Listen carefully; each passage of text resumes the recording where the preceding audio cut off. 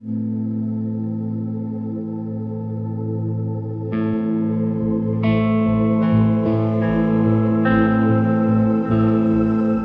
Evening दोस्तों, मेरा नाम है डॉक्टर के एच चौगले और हमारे चैनल सेहत प्लस पर आप सभी का बहुत बहुत स्वागत है। बहुत से पेशेंट होते हैं जिनको टॉन्सिल्स का प्रॉब्लम होता है, मतलब टॉन्सिल्स को सूजन आ जाती है, उसकी वजह से उस पेशेंट को गले के अंदर तकलीफ होती है, बुखार आता है। ऐसे भी बहुत से साइंस और सिम्टम्स उस पेशेंट में आ सकते हैं। तो इस तरह से जो भी टॉन्सिलाइटिस के पेशेंट होते हैं उनको बहुत से लोग या फिर उनके घर में भी, रिलेटिव्स में भी बहुत से लोग बोलते हैं कि आप तो तुम्हें सर्जरी करवानी पड़ेगी या फिर ऑपरेशन कराना पड़ेगा। तो आज हम इस वीडियो में इसी के बारे में बात करेंगे कि टॉन्सिलाइटिस के पेशेंट को कब ऑपरेशन कराना चाहिए और कब ऑपरेशन नहीं कराना चाहिए। अगर किसी भी पेशेंट में बार बार टॉन्सिल्स का इन्फेक्शन होता है तो फिर उस पेशेंट में ऑपरेशन करने की ज़रूरत हो सकती है। वो भी उस कंडीशन में अगर उस पेशेंट को 1 साल में 7 बार एक्यूट टॉन्सिलाइटिस होता है, या फिर 2 साल में 5-5 बार अगर टॉन्सिलाइटिस होता है, और या फिर 3 साल में 3-3 बार एक्यूट टॉन्सिलाइटिस होता है, तो फिर इस कंडीशन में उस पेशेंट को ऑपरेशन कराने की ज़रूरत होती है। अभी एक कंडीशन हर एक पेशेंट में अलग अलग हो सकती है। इसको हम रूल ऑफ 753 ऐसे भी बोलते हैं, मतलब कि अगर उस पेशेंट को 1 साल में 7 बार टॉन्सिलाइटिस का इन्फेक्शन हो रहा है, 2 साल में 5-5 बार हो रहा है और 3 साल में 3-3 बार अगर हो रहा है,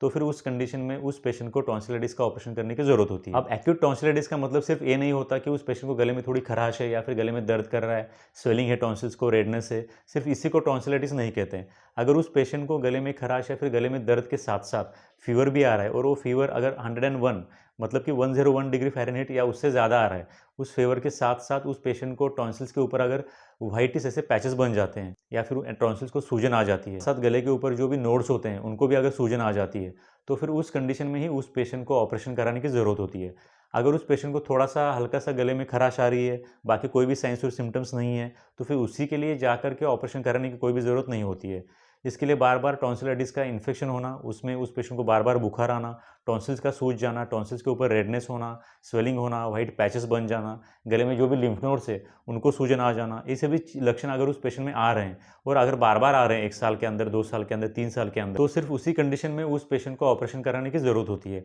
अगर किसी भी पेशेंट में इस तरह के लक्षण नहीं है तो फिर उस पेशेंट को ऑपरेशन की कोई भी ज़रूरत नहीं होती। उस पेशेंट को हम ओरली एंटीबायोटिक्स और एनाल्जेसिक दे करके भी घर पे में ही मैनेज कर सकते हैं। इसके बाद अगर किसी भी पेशेंट में एंटीबायोटिक इंटॉलरेंस है, मतलब कि उस पेशेंट को हम एंटीबायोटिक देते हैं आराम होने के लिए, फिर भी उस पेशेंट में आराम नहीं हो रहा है, या फिर एंटीबायोटिक लेने के बाद उस पेशेंट को वो एंटीबायोटिक सूट नहीं करता है, एंटीबायोटिक बदल करके देते हैं तो भी उस पेशेंट में आराम नहीं होता है। इस तरह के जो भी पेशेंट होते हैं टॉन्सिलाइटिस के, उनमें भी ऑपरेशन की ज़रूरत हो सकती है। इसके साथ साथ कुछ ऐसे भी पेशेंट होते हैं जिनमें कि एंटीबायोटिक रेजिस्टेंस डेवलप हो जाता है, मतलब कि जो भी पेशेंट बार बार टॉन्सिलाइटिस हो रहा है, इसलिए बार बार अगर एंटीबायोटिक लेते हैं, तो बार बार एंटीबायोटिक लेने की वजह से क्या होता है कि हमारी बॉडी उस एंटीबायोटिक के लिए रेजिस्टेंट बन जाती है, तो उसकी वजह से उस पेशेंट में किसी भी एंटीबायोटिक का कोई भी असर ही नहीं होता है। इस तरह के एंटीबायोटिक रेजिस्टेंस पैदा होने वाले जो पेशेंट होते हैं उनमें भी आगे जाकर के ऑपरेशन करना पड़ सकता है। अगर उस पेशेंट को एक्यूट टॉन्सिलाइटिस की वजह से अपने रूटीन के रोज़ के काम करने में तकलीफ हो रही है, दिक्कत आ रही है, बार बार उस पेशेंट ऑफिस टाइम में ऑफिस छोड़ करके घर आना पड़ रहा है, किसी की डांट सुननी पड़ती है, या फिर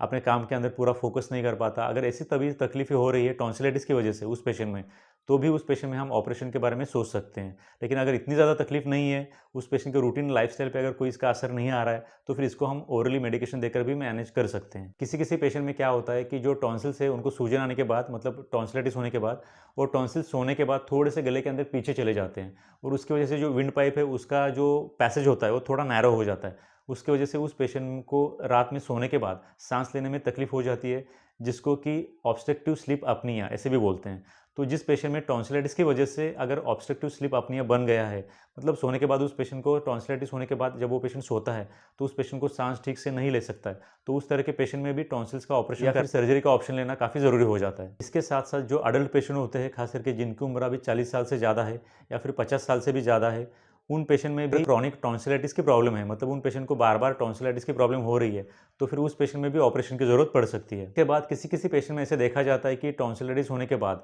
जो गले के अंदर दोनों टॉन्सिल्स होते हैं उसमें से एक टॉन्सिल तो नॉर्मल साइज़ का होता है, लेकिन जो दूसरा टॉन्सिल है उसका साइज़ काफ़ी बढ़ जाता है स्वेलिंग की वजह से। तो इस कंडीशन में कुछ इस तरह का पिक्चर दिखाई देता है। तो इस तरह के जो भी पेशेंट होते हैं, एक ही टॉन्सिल्स का अगर साइज़ बढ़ रहा है, तो फिर इस कंडीशन में हम कैंसर को सस्पेक्ट कर सकते हैं। इस कंडीशन में उस बड़े हुए टॉन्सिल को रिमूव करके, उसका ऑपरेशन करके उस निकाले हुए टॉन्सिल्स को लैब भेजना पड़ता है उसकी बायोप्सी कराने के लिए, ताकि उसके अंदर कोई कैंसर के अवशेष है या कैंसर के सेल्स है या फिर नहीं है, इसको चेक करने के लिए। हमने इस वीडियो में बात की है कि किसी भी टॉन्सिलाइटिस के पेशेंट को कब ऑपरेशन कराना चाहिए और कब ऑपरेशन नहीं कराना चाहिए। आई होप कि इस वीडियो से आपको कुछ वैल्यू मिली होगी। अगर आपको ये वीडियो अच्छा लगा तो इस वीडियो को एक लाइक कीजिए और हमारे चैनल पे अगर आप नए आए हो तो हमारे चैनल को सब्सक्राइब भी कीजिए। Thank you for watching this video till then. Thank you very much.